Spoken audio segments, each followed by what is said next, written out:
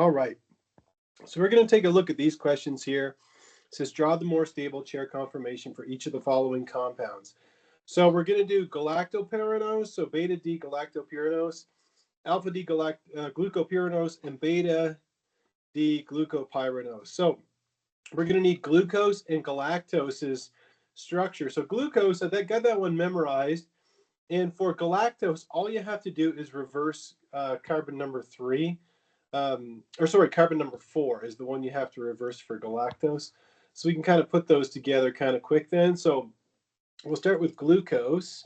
So we'll draw glucose first, since we're going to need it for the 2 second ones, or the 2 last ones. Sorry, you guys, keep jubbling up my words today. All right, so this is the structure of D-glucose. Okay, and again, we're going to need that for the last 2. And then for galactose, we're just going to reverse one stereocenter. So I'll just copy and paste that in here. So copy, and we'll paste that over here. And then for galactose, all we have to do is reverse this one.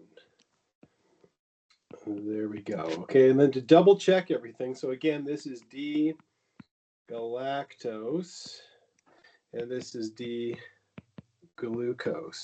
So to double check, again, what you're going to be given for your quiz is you will be given the family of aldohexoses. So they're right here.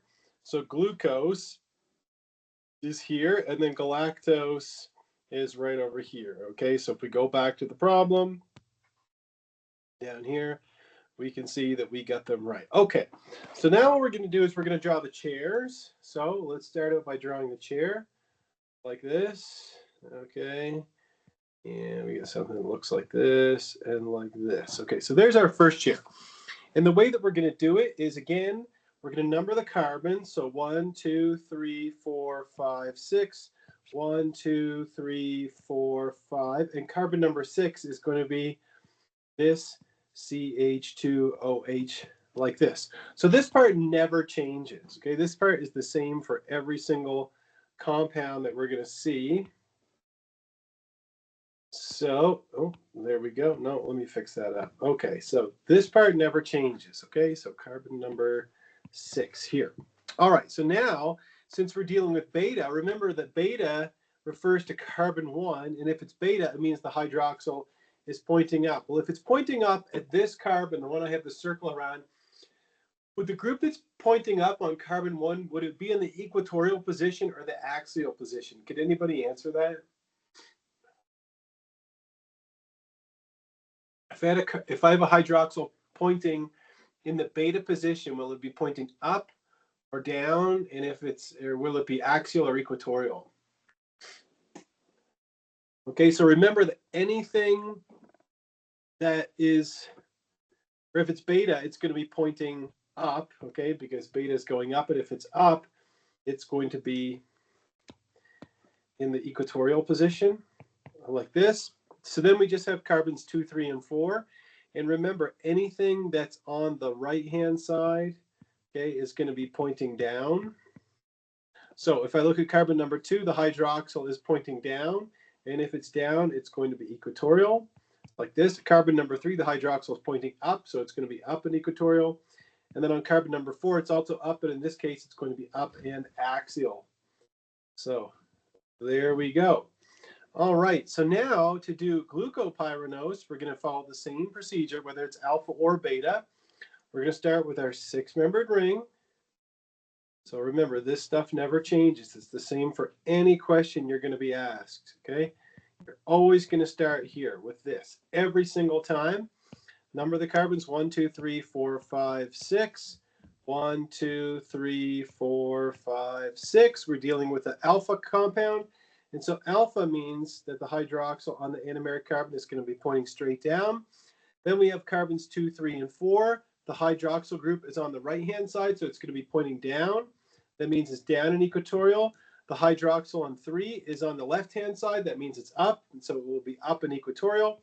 And then on carbon number 4, the hydroxyl is going to be down and equatorial. So there you go. So there we have alpha D glucopyranose. And then for beta D-glucopyranose, all we have to do is copy and paste this.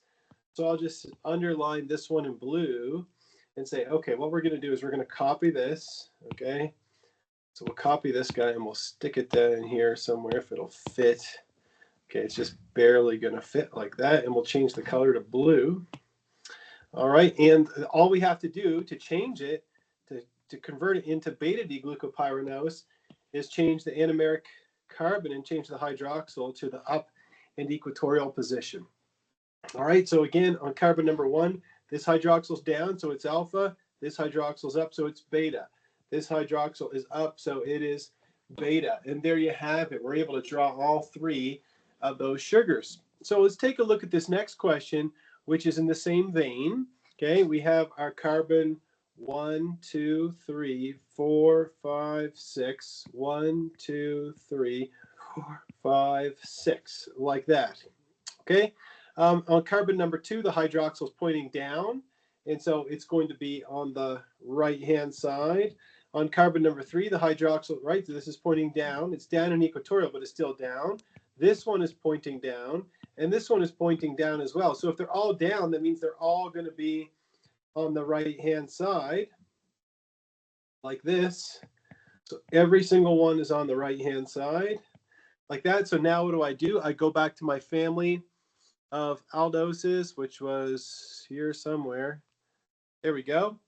And we see that when everything is pointing on the right-hand side, it is D-allose. Okay, so let's go back to the question, which was back here. And so the compound that we have here is D-allose, just like that. All right, there we go. So that brings us to the next section, 24.6, which is reactions of monosaccharides. So now we're kind of switching gears from sort of studying monosaccharides to getting into some reactions of them. And I told you this section is not very mechanism heavy. There's only a couple of curved arrows in the entire rest of the chapter, and I'll tell you when there's some that you might need to be aware of. So if you take a look at a sugar, okay, remember we said they're polyhydroxyaldehydes or ketones. Well, this is the chair form here.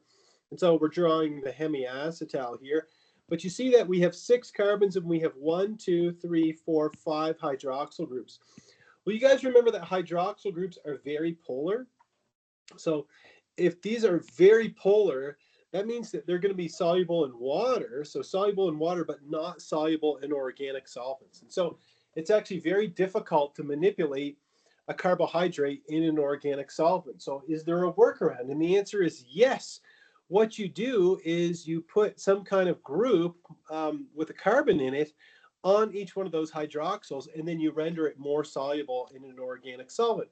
So one of the things you can do is what we call an acetylation, which is where we put an acetyl group, and you can see that an acetyl group is shown here. You might remember that from biology class, from acetyl coenzyme A. You put an acetyl group on every one of the oxygens, right? So every oxygen now has this acetyl group on it, right? You've got one here and here, et cetera, et cetera. And what that does is it mitigates the polarity, or it lessens the polarity of the molecule. And so this compound is going to be insoluble in organic solvents, but now once you put all those acetyl groups on here, this will be soluble in organic solvents. So we'll put here soluble in water, and then when you acetylate it, it's going to be soluble in organic solvents. Okay, there we go. So excess reagent, it says, allows for the reaction of all 3 hydroxyl groups. And the way that we put these acetyl groups on is using excess acetic anhydride. So hopefully you remember this compound from chapter 20. We talked about acetic anhydride in detail. And then, of course, you guys know that this is pyridine, right? And the structure of pyridine is just a 6-membered ring that is aromatic with a nitrogen in it, like that. So there you go. So that's improving the solubility of a carbohydrate in organic solvents by putting acetyl groups on all of the hydroxyl groups. And we call this acetylation. I see the word isn't on here, but that's how I would describe the reaction. Now, another reaction that you guys know very well from way back in chapter 12 is the Williamson ether synthesis. And we can do a Williamson ether synthesis on an alcohol. If you remember in chapter 12, what we did was, so in chapter 12, we would take something like an alcohol, and then we would treat it with something like sodium hydride, and then we'd end up with the alkoxide, and then we would take that and we treat it with something like methyl iodide, and then it could do an SN2 on that. So this is SN2, and then we would end up with an ether, for example. So what we can do with all these hydroxyl groups is use excess methyl iodide. And for our base, we're going to use silver oxide. So silver oxide will be our base. And the reason why we use silver oxide as the base is because the, the, the side product that you form here is silver iodide, which is a solid. And so that precipitates out of the reaction, and it helps drive the reaction forward. So we use excess methyl iodide and silver oxide, and that converts every hydroxyl group into an ether, and then it becomes much more soluble in organic solvents. So you could put here again, soluble in water, and then here, once you put all those methyl groups on, it's going to be soluble in organic solvents. All right, there we go. Now, going back to this idea of acetals and hemiacetals, you guys remember from back in chapter 19, we said that if you took a hemiacetal and you treated it with another equivalent of an alcohol, a catalytic amount of acid, and if you remove the water, you could form an acetal. Well, it turns out that since a carbohydrate can be an acetal, like you see shown here, right? This is just beta-D-glucopyranose. You see that it is a hemiacetal. Well, it turns out that when you treat it with an alcohol, like methanol, and an acid, like HCl, you can make some of the acetal. So this is an acetal here. You can see it has carbon, right? We go carbon, oxygen, carbon, and then we have carbon, oxygen, carbon here too. So we have an acetal in the alpha form, and we also have an acetal in the beta form here.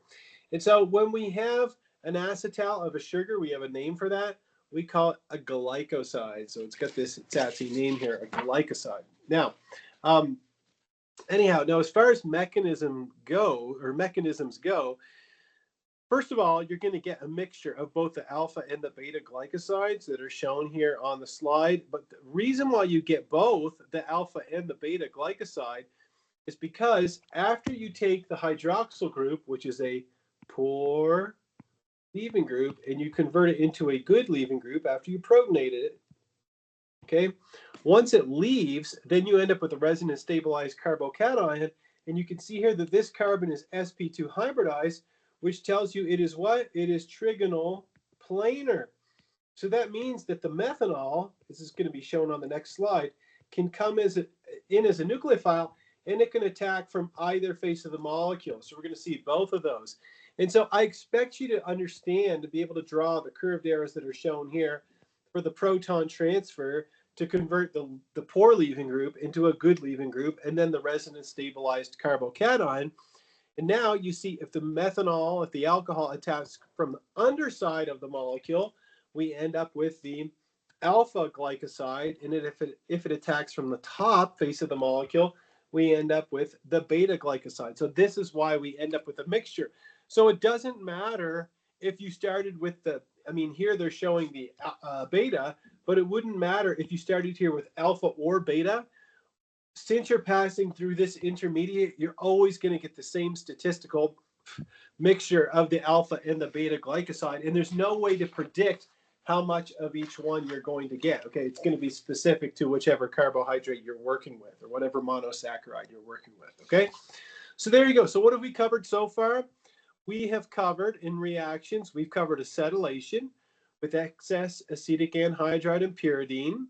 We've covered exhaustive methylation, you could call that, or a Williamson ether synthesis on all of the hydroxyls to make methyl ethers. And the purpose of both of those is to take a sugar which is insoluble in an organic solvent and render it soluble in an organic solvent.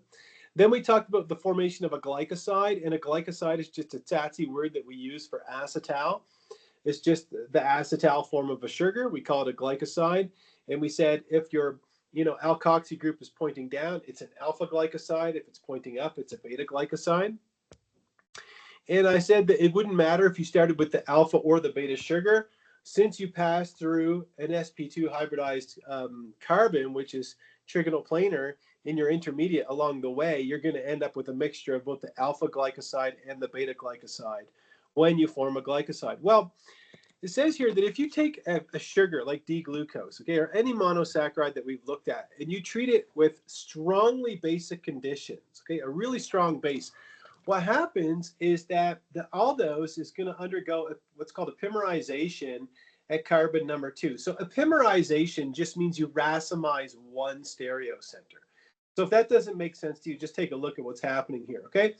If you take something like D-glucose, a monosaccharide that's an aldose, and you put it in a strong base like sodium hydroxide, what you end up forming is this enediol. Now, there's no mechanism drawn for this, but you could probably figure it out on your own time.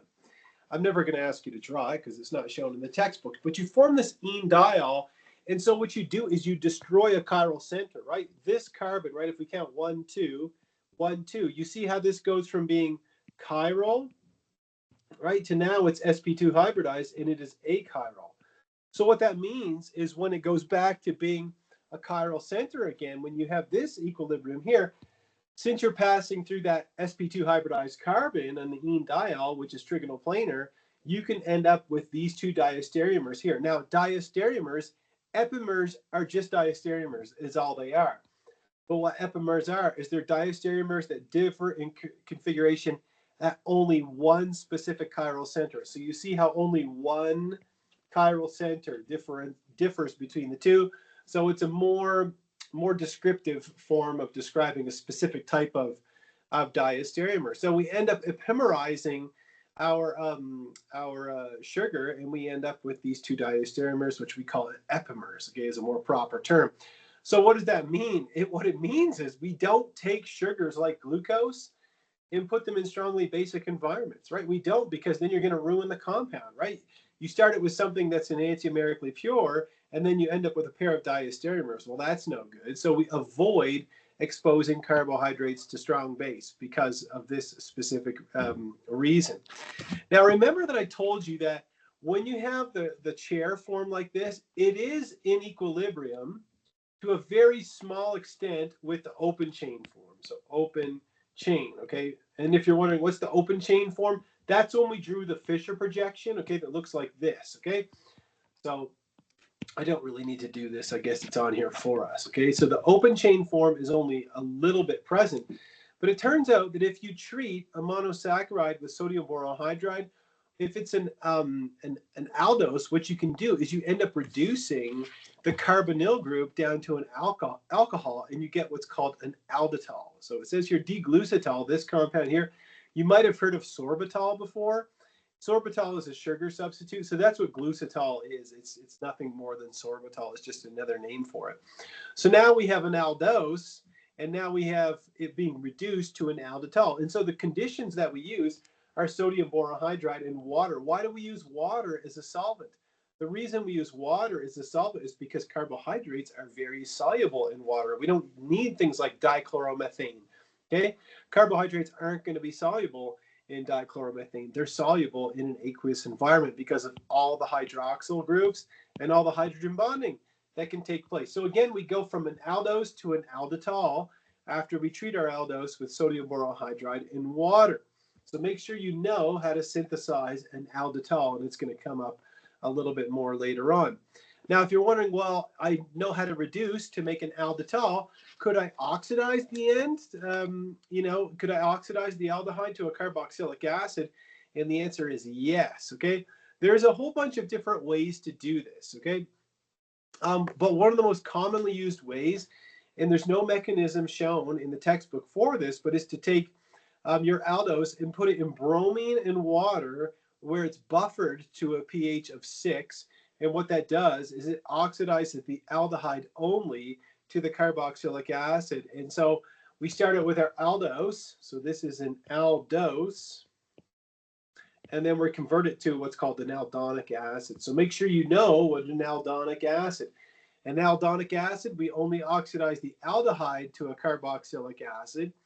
And yeah, and what's cool about this reaction here, about this specific reaction, is that it can be used to distinguish an aldose from a ketose because the buffer, since it's acidic, it prevents the ketose from isomerizing. Anyhow, I'm not going to quiz you on that or anything, but it is kind of a cool reaction. So an aldonic acid. Now it says here selective oxidation of an aldose and not a ketose. Well, what would be a utility of that? It would be a way that we could differentiate between an aldose and a ketose. How do you tell the difference between the two? Well, you do a test, okay? And so it says here that oxidation tests are also performed to determine the presence of reducing sugars. So if it's a reducing sugar, it's something that gets oxidized, but it reduces an oxidizing agent. And so what are some examples of oxidation tests that we can perform? Well, one of them is the Tollens test, and this is what we call the silver mirror test.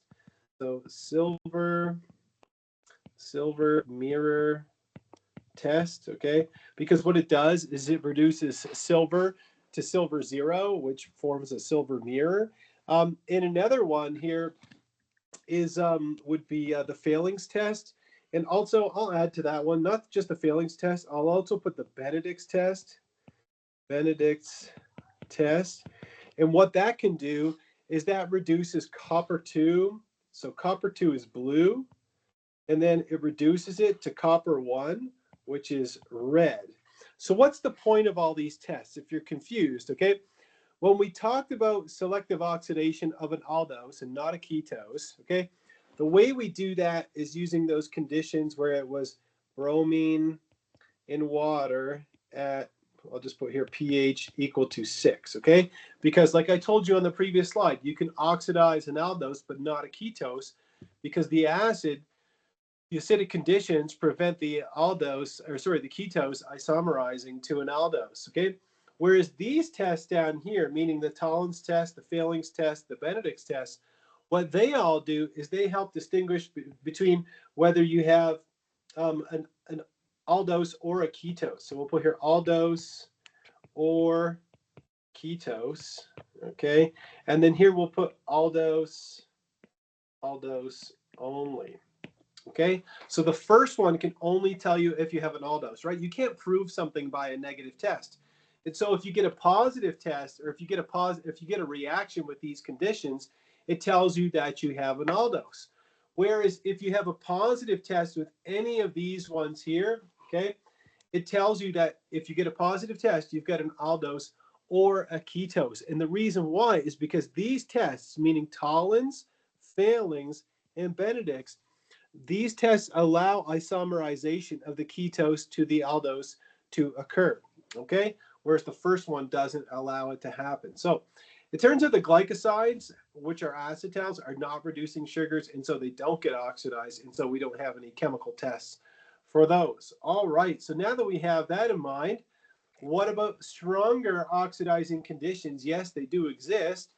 And if we take our aldose, like glucose, again, this is an aldose, we talked about making an aldonic acid, and that was where we only oxidized at carbon number 1, but we can also oxidize at carbon number 6 to make an alderic acid in a compound like glucose, and the conditions are nitric acid, water, and heat. So not only do you have to know what an aldonic acid is, you have to know what an alderic acid. So aldonic acid, just the most oxidized carbon gets oxidized to a carboxylic acid.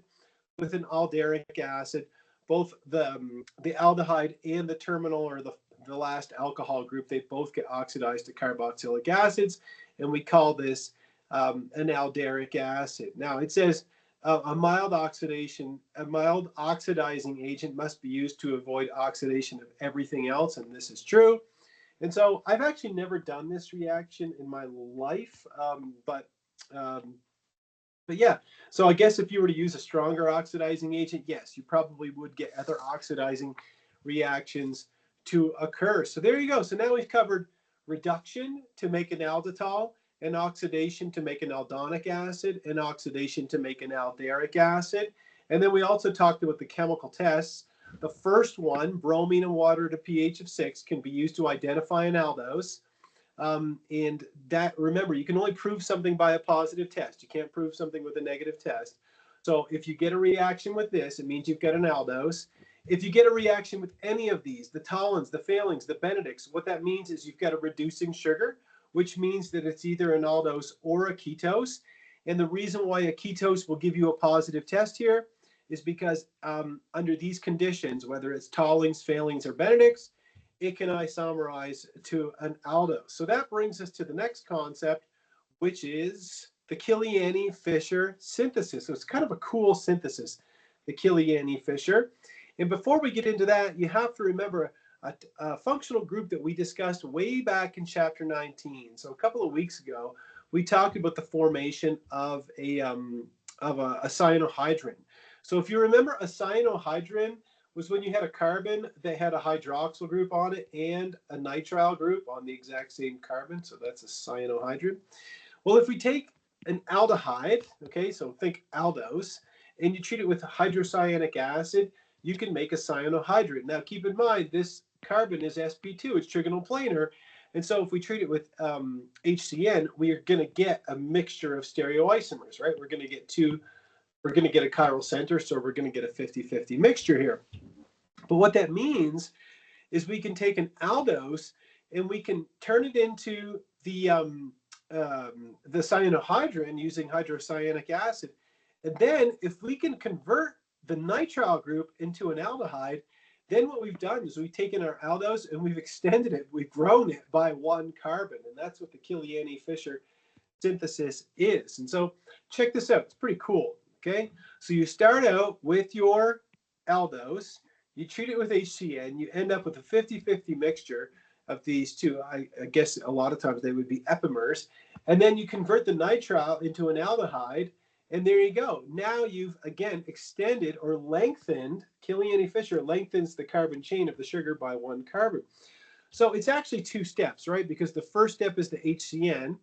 And then I didn't tell you what the conditions were here, but the conditions are reduction with hydrogen gas and palladium on barium sulfate. And of course, you recognize this happy little character here. This is an imine or a Schiff base.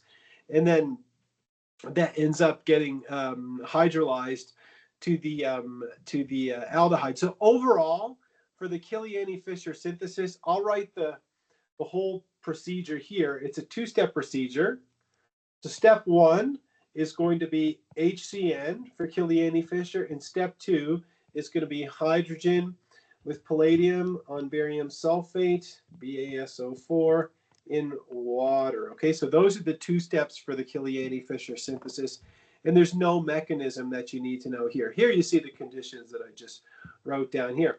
But again, if you start it with one compound, like one aldose, like diarabinose, you end up adding a chiral center here, so the hydroxyl could be on either side of that chiral center, and so you end up with these epimers here. So these compounds are diastereomers, but remember, more correctly, they would be epimers because they differ at the stereochemistry only at one of their chiral centers. So if you're thinking about the Kiliani-Fisher and you're saying, okay, well, I can lengthen the carbon chain. Could I tear one off, or could I rip a carbon off? And the answer is yes. We do something called the Voll degradation, right? Voll is a German scientist. Anyhow, it's the opposite of the Kiliani-Fisher. It's a three-step process, and there's no mechanism except for this curved arrow here, which I'm not even going to ask you to draw. But the first step is to take your aldose and treat it with, this is called hydroxylamine. So let me just pencil that in here for you. So NH2OH, this is called, come on, computer, hydroxylamine. Okay, you treat it with hydroxylamine, and then you make an oxime or an oxime, depending on where you're from, I guess. Then you treat it with acetic anhydride, and it makes the cyanohydrin. Then you treat it with a base like sodium methoxide, and you see that it just does this proton transfer and loss of leaving group here. So it's essentially an elimination, and you end up with your aldose. And it says here, this can be useful to characterize the structure of an aldose. So what they used to do is they would take some kind of unknown aldose and they just keep degrading it and degrading it and degrading it and analyzing every sugar along the way. And that way they were able to kind of backtrack and determine the structure of a sugar. Okay.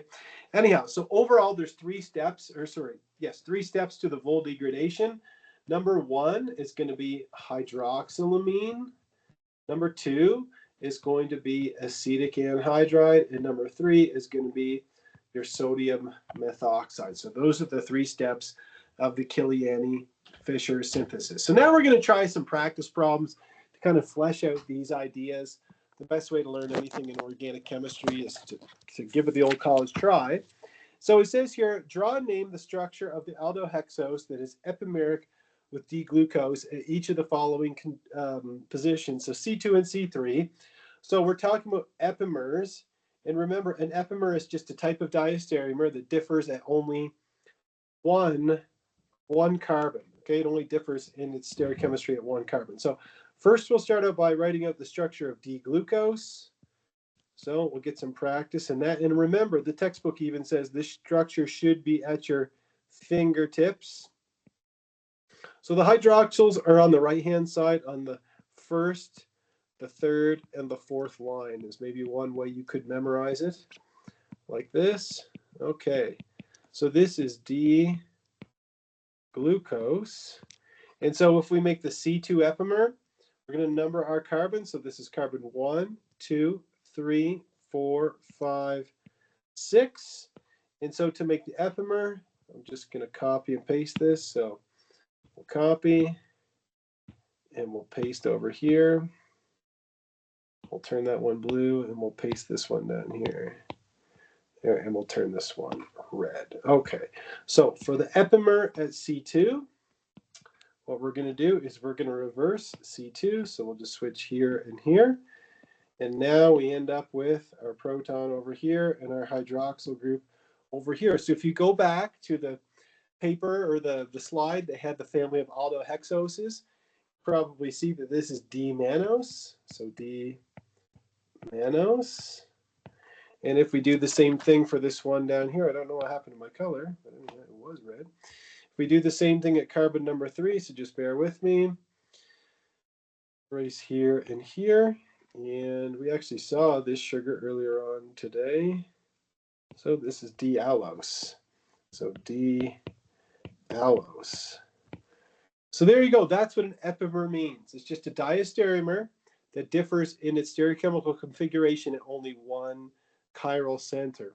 All right. So I think that question's, I don't like to use the word simple in organic chemistry, but I'd say it's straightforward.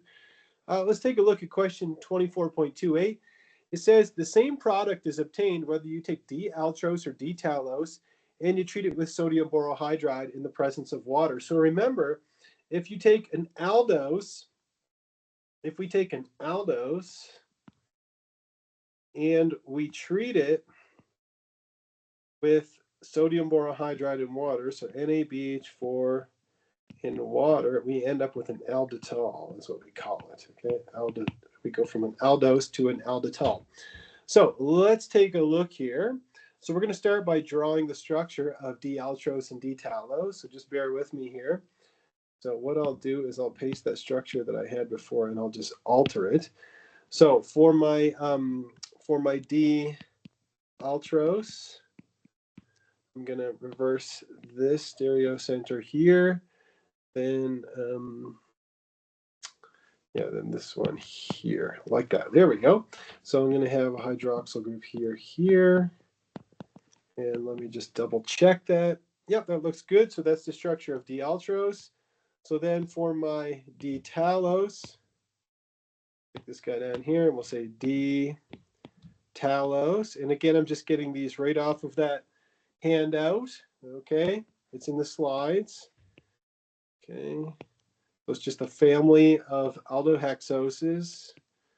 So I have something that looks like this, this, and this. Okay, so what we're going to do is we're going to take this compound and we're going to treat it with sodium borohydride in water.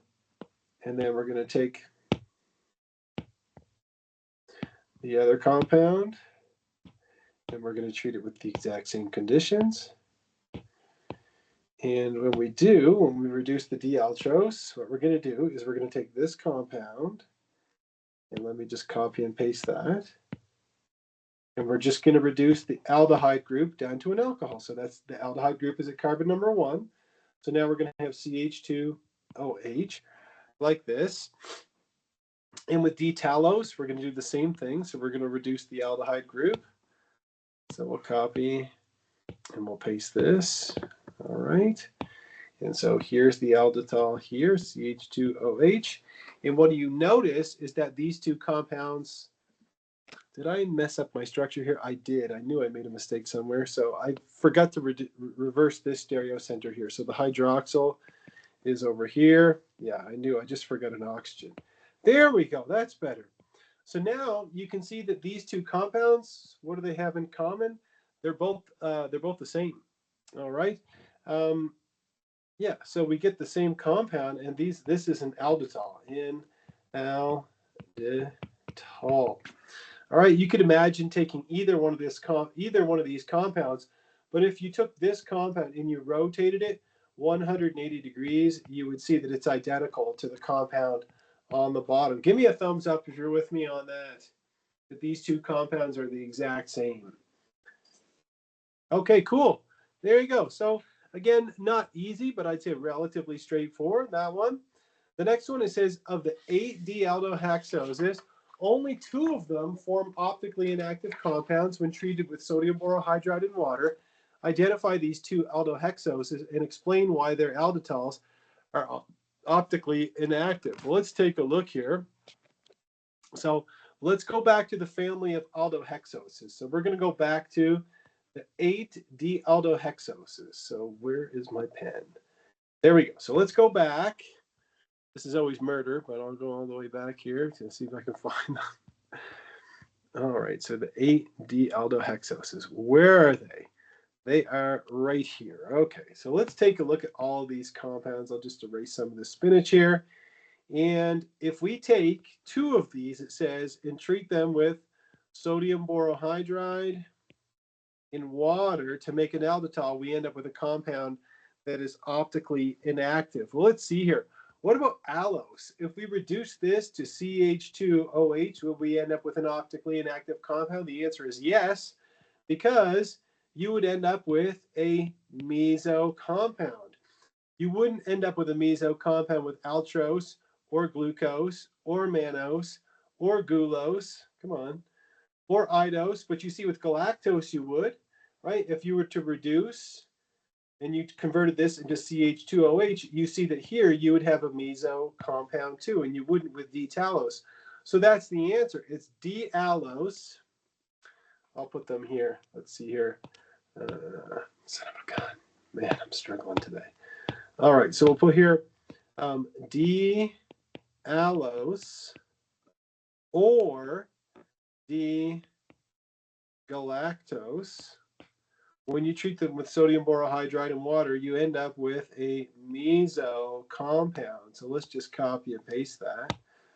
So we'll copy that and we'll take that back from whence we came, which was all the way down here. So there we go. So let's just paste that in here. Okay, so that's the rationale.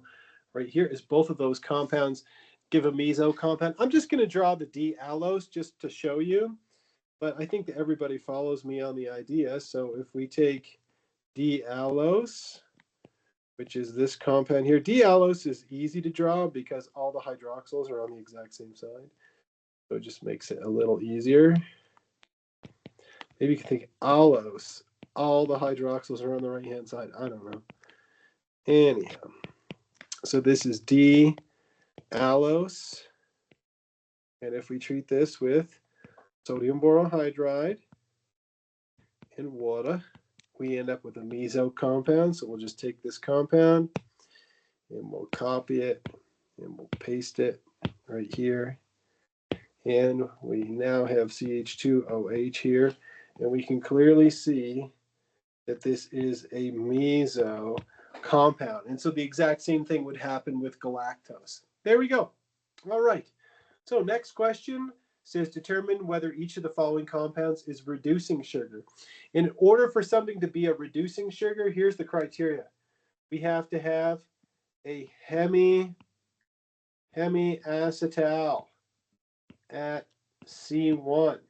Okay, so if we look at compound A, remember this is carbon 1, this is carbon 1, and this is carbon 1. If I look at compound A, is this a reducing sugar? This one here? Would that be a reducing sugar? Do we have a hemiacetal here? Could anybody answer that? I would say no, it is not a reducing sugar. Why? Because we have carbon, oxygen, carbon, carbon, oxygen, carbon. So this is an acetal. Or we could say this compound is a glycoside, aka acetal, therefore not a reducing sugar. All right. What about the next one? Would that one be a reducing sugar? Let's take a look. We have carbon, oxygen, carbon, and we go back to carbon 1, carbon, oxygen, hydrogen. Yes, that is a hemiacetal. And so we put a circle around all of this. We'll say hemiacetal,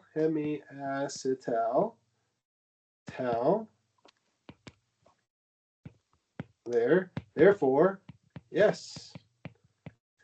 All right, and what about the last one? Would that one be a reducing sugar?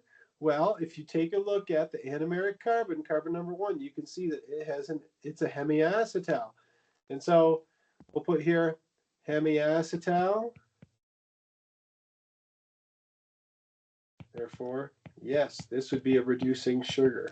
Okay, it gets oxidized itself, but when it gets oxidized, it reduces copper 2 to copper 1, the Benedict's test or the failing test, or it would reduce silver to silver 0 in the Tollens test, the silver mirror test. So there you go. All right, it says draw and name the pair of epimers that are formed when each of the following compounds are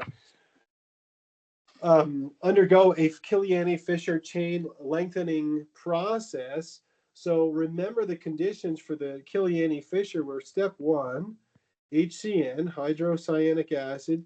Step 2 is a bit of a mouthful. It's palladium on barium sulfate and hydrogen, and then we do that in water.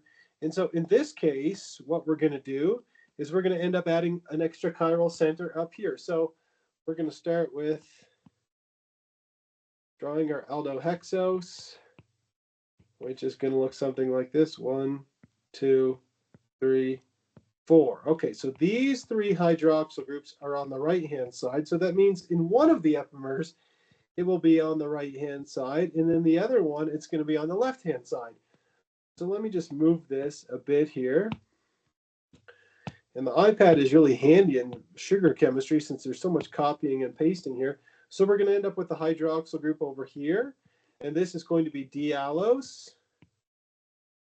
Right? In allose or allose, all of the hydroxyls are on the same side. And then we have altrose over here. So this would be D-altrose. Like that. I see I kind of took up the whole dang slide with that one. So I'll see if I can move it up a little bit and see if I can save a little space on the next one. But the next one, just in the interest of time, we'll just say same conditions. So it's going to be the same old step 1, hydrocyanic acid for Killiani-Fischer, followed by hydrogen with palladium on barium sulfate. And we do that in water. And what we're going to end up with is this compound is D-xylose. D-xylose. The one on the top was D-ribose. D-ribose. And we're going to end up with 2 epimers. And so what we could do is just take one of these and we'll just paste it in here. Okay, and then I'll let you guys kind of figure it out in your own time what the 2 compounds are by going back into the list of aldohexoses. So what are we going to do is we have to reverse these 2 stereocenters. So we have to change this one, this one, this one, this one, this. Okay, so the way it is here is that we're going to have hydrogen and hydroxyl And those are going to be the two epimers, okay? So we have these two epimers. Did I copy and paste the same compound twice? I did, didn't I? Okay, so we're going to have the compound on the left is good, and then the compound on the right will change this one here. So we're going to have our hydroxyl group here and our proton here. Okay, those are the two epimers, and I'll let you go back in and check them out, but I think they're glucose and mannose. So this one here looks like D-glucose, and this one up here looks like, if I have room here, this one looks like D-mannose. There we go, mannose. Okay, anyhow, next one, it says when D-glucose undergoes a full degradation followed by a Killian Fischer, who would do this? You end up with two epimers. Identify both epimers. Okay, seems like kind of a silly thing to do, but whatever. We're learning the subject, so let's give it a try. Like one step forward, two steps back, right? So we start out with drawing the structure of D-glucose, and I didn't really give myself enough room here, did I? So I'm going to move this over just a tad here, like that. So we're going to draw D-glucose. Okay, so we have this, this, and we'll fill in all of our hydroxyls and protons. Okay, so D-glucose. So the first thing we're going to do is a full degradation. So that's 3 steps. The first step was hydroxylamine. The second step was acetic anhydride. And the third step was sodium methoxide. And so what that's going to do is it's going to degrade the compound, right? We're going to remove 1 chiral carbon. So I'll just take this guy, copy it, and I'll paste it here. And I'll change the color just to make it a little bit more visually accessible. So end up with something that looks like this. So there we go. Okay, something like that. So I have my CHO group here. So I'm going to convert that into, so I'm going to decrease the length by 1 carbon. And so now we're going to do a Killian-Fischer. So if we do a Killian-Fischer, so remember the first step is going to be HCN. So we'll put here HCN followed by hydrogen and palladium on barium sulfate with water. And that is going to give us D-glucose. So we'll just copy and paste that compound in here. Okay, so we're going to end up with D-glucose. Change the color. And then I take and copy that and paste it down here. I'm going to end up with D-glucose and the epimer. So I'm going to reverse the top stereocenter here like this. So I have my hydroxyl over here and here. So what are the two compounds I get? I get D-glucose and I also get D-mannose. So D-mannose. Again, kind of a silly thing to do, but it's for instructional purposes, so there's nothing wrong with giving it the old college try here. Okay, so that brings us to the section on disaccharides. And before I get into it, I just want to point out that we cover maltose. So you have to know the structure of maltose. You have to know the structure of cellobiose. And you have to know the structure of lactose as far as disaccharides go. Sucrose, I guess I would never ask you to draw sucrose, but you should know that it comes from glucose and fructose and that it's not a reducing sugar, okay? Out of all the disaccharides that we study, if you look at this one, you see that maltose is a reducing sugar. You see that cellobiose is also a reducing sugar because it has a hemiacetal. Lactose is also a reducing sugar because it's got a hemiacetal. But sucrose is not a reducing sugar. There's no hemiacetal. You can look for one, but you won't find one, okay? So after disaccharides, the section on polysaccharides, I'll kind of go over it quickly. A little bit about cellulose, and then amylose and amylopectin, talk about those. But the section on amino sugars, where it talks about chitin here, we skip that, and we skip the section on N-glycosides as well. So as far as the reactions go, we've covered all of the reactions. We've covered acetylation, okay, to put all the acetyl groups on. We've covered alkylation, which I called methylation before. We've covered the formation of a glycoside and the formation of an alditol. We looked at aldonic acid formation. Keep in mind that's buffered at a pH equal to 6. And then the last one is the formation of an alderic acid using nitric acid and water. So we've covered all of the reactions in detail. And then we covered Killiani-Fischer synthesis. So that's chain lengthening. So this is Killiani-Fischer. And then this one here is the Vol degradation. So we covered both of those. And so really we've covered the vast majority of the chapter. After our break, all we have to do is come back and cover a short section on disaccharides. And then I'll just talk about cellulose and amylose and amylopectin for just a second. And then we'll have the content completed.